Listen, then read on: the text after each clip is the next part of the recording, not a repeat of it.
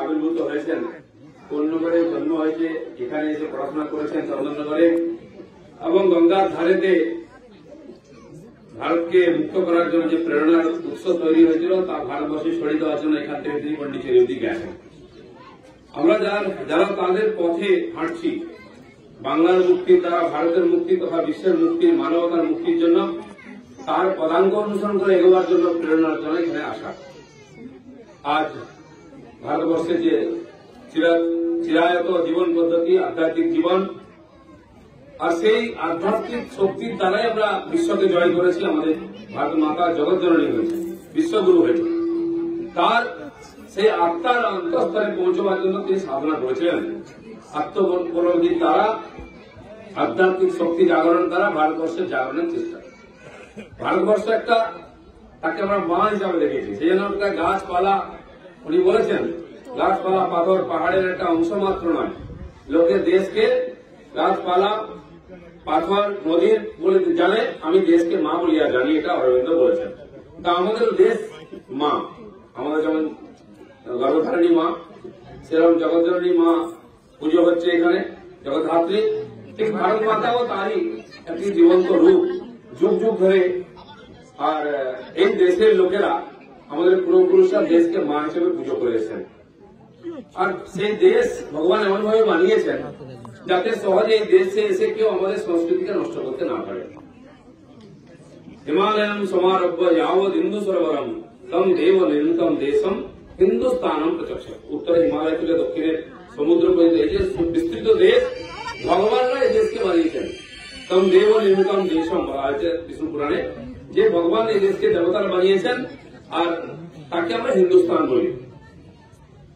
তো হিমাদ্রি উত্তরম জল সমুদ্রস্থ হিমাদ্রি দক্ষিণম, এইভাবে বিভিন্নভাবে তাকে বর্ণনা করা হয়।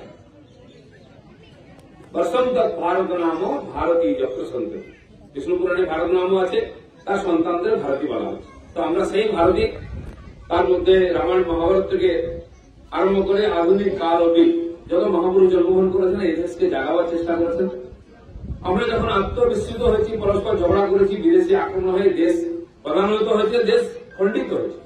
সত্যিকারে এই ভারতীয় হিন্দু সংস্কৃতির বিস্তার যতদূর হয়েছে, অখণ্ড সাংস্কৃতিক ভারত, সেটা এখন 10টা দেশে পরিণত হয়ে গেছে। তাই শ্রী অরবিন্দ অখণ্ড ভারতের পুজো করেছেন, কোন দেবী দেবতার মূর্তি নাই, তিনি যেখানে সাধনা করেছিলেন এখানেও। আর পন্ডিচেরিতেও দেওয়ালের মধ্যে অখণ্ড ভারতবর্ষের মানচিত্র, তাতে ব্রহ্মদেশ, শ্রীলঙ্কা, আফগানিস্তান সব ছিল এর মধ্যে। আজ কিন্তু সেটা রাজনৈতিক ভাবে আমাদের সঙ্গে নেই, সেটা সাংস্কৃতিক ভাবে হয়েছে। আর সেই জন্য আমাদের প্রধানমন্ত্রী বারবার সেসব দেশে যান, তাদের সঙ্গে আর্থিক সম্পর্ক তৈরি করেছেন। সব জায়গা থেকে স্বাগত করা হয়। খালি একটি দেশ পাকিস্তান ছাড়া সবাই আমাদের সঙ্গে আত্মীয় বন্ধনে আছে। আর সেও ধীরে ধীরে আমাদের বিরোধিতা করার জন্য বিশ্ব থেকে বিচ্ছিন্ন হয়ে গেছে। চীনের মতো একটি সাম্রাজ্যবাদী দেশ তাদের সঙ্গে আছে, দুজনের অবস্থা এখন খারাপ, সবার শত্রু হয়ে গেছে। তো আমরা যে আমাদের যে পূর্বপুরুষরা শিখিয়েছেন বসুধৈব কুটুম্বকম, মাতা মে পার্বতী দেবী, পিতা দেব মহেশ্বর, বান্ধব শিবভক্তস্য বসুধৈব কুটুম্বকম। মা জগন্নাথী পার্বতী তিনি আমাদের মা, মহাদেব তিনি আমাদের বাবা, পুরো বিশ্বের লোক আমাদের আত্মীয় কুটুম্ব, আর আপনারা সবাই আমাদের ভাই। এইভাবে আমাদের সংস্কৃতি তৈরি হয়েছে, সবাইকে যোগ সূত্র আমরা নিজের মধ্যে নিয়েছি। বিশ্বের যে জাতি, যে মানবতা পীড়িত হয়েছে, সে প্রাকৃতিক হোক বা মানব দ্বারা পরিচিত শিকার হয়েছে যুদ্ধে, তাদেরকে আমরা জায়গা দিয়েছি। তিব্বতীদের জায়গা দিয়েছি, ইসরায়েলি ইহুদিদের জায়গা দিয়েছি, পার্সিকদের জায়গা দিয়েছি। এখন বাংলাদেশে, পাকিস্তানে যে হিন্দু বৌদ্ধ খ্রিস্টানরা অত্যাচারিত হয়েছেন, তাদেরকেও জায়গা দিয়েছি, তাদের আইন করে দিয়েছি, আমরা সিএ করেছি। নাগরিকত্ব সংশোধনী আইন হয়েছে, সে আইনের উদ্দেশ্যে একটাই, যারা প্রতারিত আসবে সে ভারতবর্ষের নাগরিকত্ব পাবে, এতটা অধিকার আমরা দিয়েছি। তার ফলে এত অত্যাচার সত্ত্বেও ভারতবর্ষ বেঁচে আছে, ছোট হয়ে গেছে, কিন্তু ভারত আছে, জীবিত আছে এখনো। দেখুন, যদি আমরা আধুনিক ঐতিহাসিকদের কথা ধরি, যে ভগবান রাম নাকি 10,000 বছর আগে জন্মেছিলেন, আমরা আমাদের পৌরাণিক গণনা অনুযায়ী 17.5 লক্ষ বছর আগে রামের জন্ম। সেই তখন থেকে আজ পর্যন্ত রামনবমী হয়ে আসছে। রামনবমী করি কিনা আমরা এখানে? আমি নিজে এসে 2011 সালে রামনবমী মিছিল বার করেছিলাম, মনে আছে কিনা? অনেক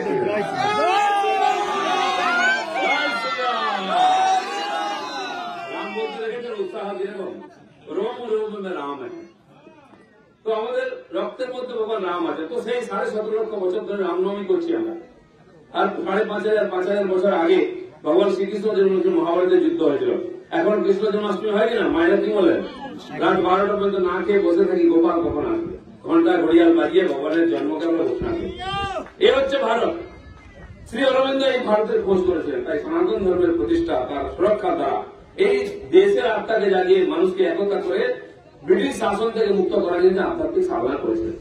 সেই সাধনাতে এখানে বিঘ্ন হবে বলে পন্ডিচেরিতে ফ্রান্স রাজত্ব ছিল, ব্রিটিশরা ঝামেলা করতে চলে গেছিলেন এবং প্রায় 40 বছর 1910 থেকে 50 অব্দি রুদ্ধ হয়ে সেখানে আধ্যাত্মিক সাধনা করে যে শক্তি লাভ করেছেন তার দ্বারা আজও ভারতবর্ষ অনুপ্রাণিত হয়েছে। এবং তার যে সাধনা ক্ষেত্র তার টানে নেতাজি সুভাষ বোস, রবীন্দ্রনাথ ঠাকুর, শ্যামাপ্রসাদ মুখার্জি সবাই এখানে এসেছেন এবং প্রচুর বিপ্লবী সেই সময় যুবকরা নিজের জীবনকে তুচ্ছ করে ভারত মাতার স্বাধীনতার জন্য লড়াই করার জন্য এখানে প্রশিক্ষণ নিতে আসতেন। বন্ধু নিয়ে এখানে শুরু হয়েছে। শ্রী অরবিন্দ বলেছেন স্বাধীনতা ধর্ম রক্ষার জন্য অস্ত্র ধরতে কোনো বাধা নেই, তিনি অস্ত্র ধরার কথা বলেছেন। তাই আমাদের প্রধানমন্ত্রী 5,500 কিলোমিটার দূরের মিসাইল, যেখানে অ্যাটম বোম ফেলা যাবে, মিসাইল আবিষ্কার করছেন। আমাদের দেশের বিজ্ঞানীরা আকাশের মতো রেডার, সুপারসনিক বিমান, উপগ্রহ এই ধরনের এবং রকেট দূর পর্যন্ত মারবে এরকম মিসাইল তৈরি করছেন। ফ্রান্স থেকে রাফাল বিমান নিয়ে আসছেন দেশের সুরক্ষার জন্য, ধর্মের সুরক্ষার জন্য, আর আমাদের দেশকে সুরক্ষিত করতে। উচ্চ বিচার হলে হবে না, শক্তিও চাই, সে আদর্শের পিছনে আমি তাকে কেউ মানে না। দরিদ্র, দুর্বল, ছোট দেশ বা সমাজ পৃথিবীতে টিকতে পারে না। সেই জন্য যেমন দেশকে সুরক্ষিত করার জন্য সুদৃঢ় সরকার চাই, সমাজকে সুরক্ষিত করার জন্য তার ভিতরে সংগঠন চাই। আমাদের চৈতন্য মহাপ্রভু বলেছিলেন সংঘে শক্তি কলৌ যুগে, এই যে কলিযুগ, এখানে যে সংগঠিত হবে সেই বাঁচবে। হিন্দু সমাজ সংগঠিত নয়, ক্ষতবিক্ষত হয়ে যাচ্ছে, দেশ ক্ষতবিক্ষত হয়ে যাচ্ছে। আজকে সংগঠিত হতে আরম্ভ করেছে জম্মু কাশ্মীর ভারতের মধ্যে বিদায় হয়ে গেছে। আজাদ কাশ্মীরও আসবে আগামী বছর, দেখবেন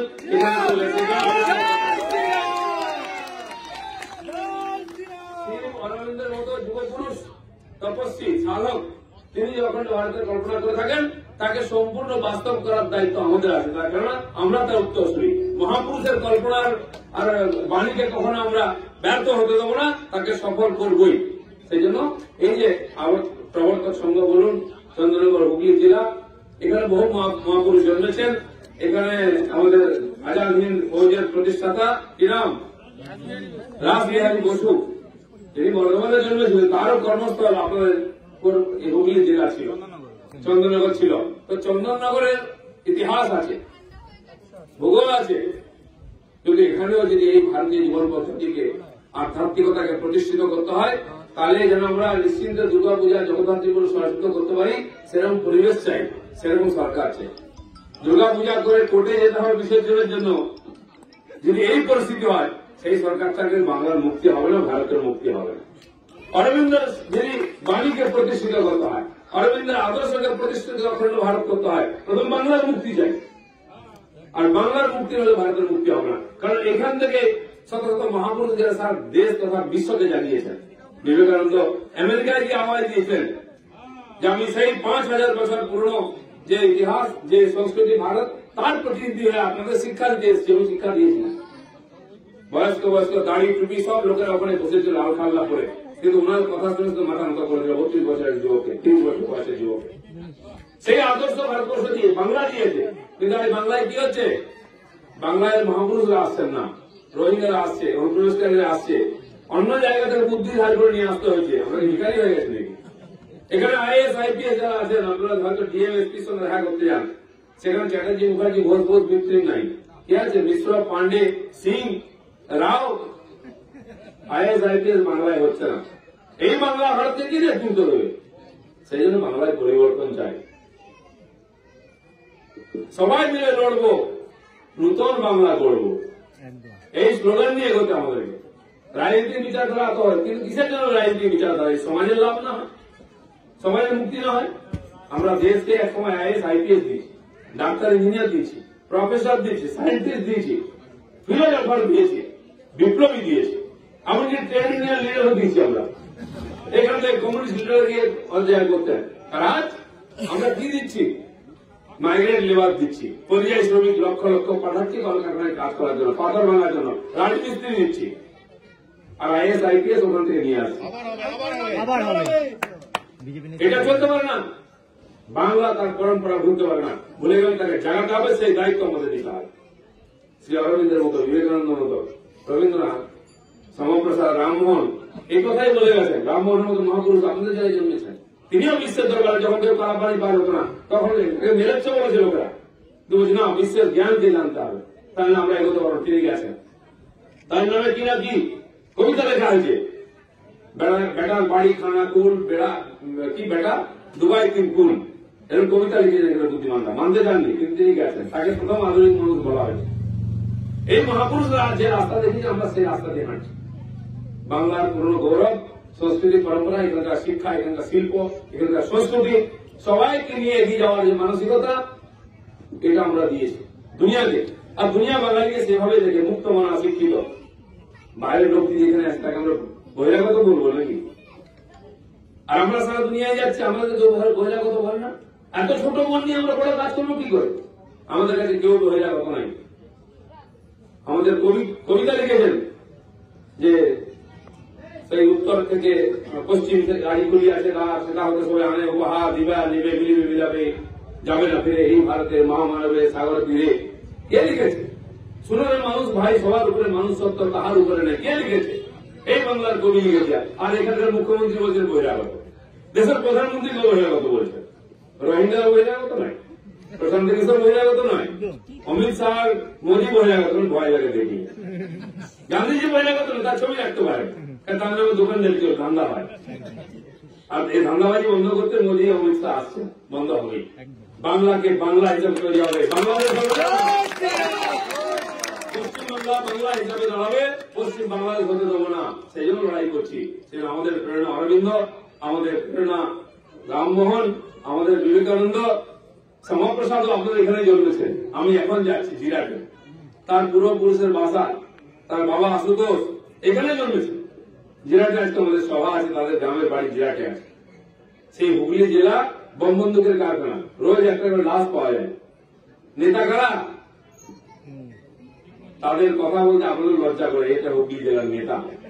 কোথায় রাসবিহারী বোস, কোথায় রামমোহন রায়, কোথায় শ্যামাপ্রসাদ, কোথায় অরবিন্দ ছিল। লেঙড়া আম সব আমরা হয়ে গেছে এখন।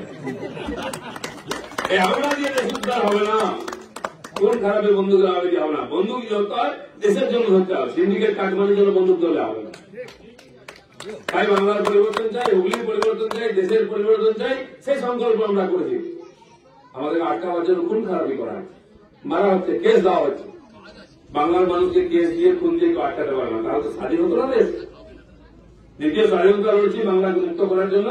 বাংলার মুক্তির মাধ্যমে ভারতের মুক্তি হবে। ভারত তৈরি আছে আমাদের নেতৃত্ব মানার জন্য, আমাদেরকে তৈরি হতে হবে। আজকের এই পবিত্র দিনে সবাই সংকল্প নিন, এই শ্রেষ্ঠ মহাপুরুষদের বাণীকে সফল করার জন্য আমাদের জীবনে মূল্যবান সময় দেবো, শক্তি দেবো, সামর্থ্য দেবো, দরকার ঘাম দেবো, রক্ত দেবো। তবে হবে, শর্টকাটে হবে না। আপনি যা চান তার সমান মূল্য দিতে হবে। কেউ যদি বাজারে ধুতি বা শাড়ি কিনতে যায় আর পকেটে 100 টাকা নিয়ে যায়, হবে? দোকানদারি 100 টাকা দিলে গামছা হাতে দিয়ে দেবে, তাই না? এটাই হয়। শাড়ির দাম কত? কমসে কমে মায়ের ঘরে পড়ে 200-300-400 টাকা তো লাগে। সেই দাম না দিলে শাড়ি পাওয়া যাবে, গামছাই পাওয়া যাবে। আমরা কম দামে ভালো জিনিস চাই, যদি গামছা দিচ্ছে কপালে। দিল্লি থেকে চাল আসছে 2 টাকা কিলো, আমাদের বেঁচে থাকতে হচ্ছে।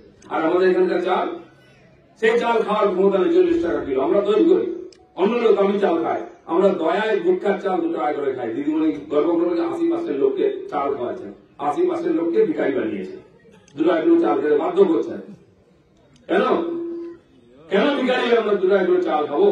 আমাদের রুচি নেই, আমাদের ইচ্ছা মতো চাল খেতে পারি না। সে খাওয়ার অধিকার নেই আমাদের, কারণ পয়সা নেই পকেটে। আপনাদের জেলায় সবচেয়ে বড় কারখানা হয়েছিল সিঙ্গুর কারখানা, হয়তো 2-4 হাজার লোক চাকরি করতো ওখানে। কিন্তু সেই কারখানার জন্য দেখুন, ডানকুনি থেকে আরম্ভ করে একেবারে বর্ডার অব্দি বর্ধমান জেলার রাস্তার 2 ধারে জমি আজকে ফাঁকা পড়ে আছে, কারণ শিল্পপতিরা কিনেছিল। আমি দেখতে যাই, চারদিকে এখন ধান কেটে সোনালি হয়ে আছে। আর যেই সিঙ্গুরের কারখানার দিকে তাকাই, দিদিমণি শাড়ির মতো ফর্সা সাদা আর চাঁদপুর ঘুরতে হয়। ওখানে সবুজ ধান হবে, তাহলে কারখানা হওয়া উচিত, আমাদের ছেলেরা চাকরি পেত। চাকরি পাওয়ার জন্য গুজরাট, মহারাষ্ট্র, রাজস্থানে যেতে হচ্ছে। কেন পরিযায়ী শ্রমিক হয়? কারখানা বন্ধ করে ক্ষমতায় এসছে, আমার বড় কথা বলছে। কারখানা বন্ধ করার পার্টি আমরা দেবো না, যে কারখানা খুলবে টাকা দিতে হবে। আসলে ভারতীয় জনতা পার্টি মোদীজি করবে বলেছে, তাই এখান থেকে পালিয়ে গুজরাটে গেছে টাকা। 24 ঘন্টার মধ্যে জমি পেয়েছে। দিদিমণি চাবি নিয়ে ঘুরে বেড়ান, খোলার জন্য নেই, তারা বন্ধ করার জন্য। পুজো উদ্বোধন করেন, মেলা উদ্বোধন করেন, খেলা উদ্বোধন করেন, কারখানা কেন উদ্বোধন করেন না? করুন এই কাজটা। পরিবর্তন করতে হবে। আমাদের ছেলে মেয়েদের ভবিষ্যৎ কথা ভেবে শিল্প কলকারখানা থেকে আরম্ভ করে কৃষি প্রধান বাংলা ভাবতে হারি, কৃষিও উন্নতি করতে হবে। এবার দেখুন বৃষ্টি হয়েছে, চালিয়ে ধানে ধান, কিছু করতে হয়নি। সেচের ব্যবস্থা দিয়ে বিকল্প ফসল করতে হবে, যেখান থেকে পয়সা আসবে। আমাদের শিক্ষিত অশিক্ষিত সব ছেলে পশ্চিম ভারতে চলে আসে, তো বাংলার উন্নয়ন কে করবে? ওটা বুড়ো বুড়ি থেকে করবে? যুবক ছেড়ে চলে যায়, হাঁটবে কে? বাড়িতে বুড়ো বাবা মা ঢুকছে, দেখার লোক নেই। বউ বাচ্চা আছে, দেখার লোক নেই। বছরে পুজোর সময় ছেলে একবার বাড়ি আসবে। একটা জিনিস করেছেন, আমাদের কোন কবি বলেছিলেন বাঙালিকে যে দাও সবে গৃহ ছাড়া লক্ষ্মী ছাড়া করেছে। এটা কেউ করতে পারেনি, দিদিমণি করেছে, সব একবার ছাড়া করেছে, গৃহ ছাড়া করেছে। আমরা চাই বাংলার যুবকরা বাংলায় থাকুক, বাংলার উন্নয়ন করুক, উন্নতি করুক। সেরকম পরিবেশ তৈরি করতে হবে। সেই লড়াই করে, সেই সংকল্প করে, সেই পরিবর্তনের আমরা লড়াই করছি। আসুন সবাই মিলে লড়তে হবে, নূতন বাংলা গড়তে হবে।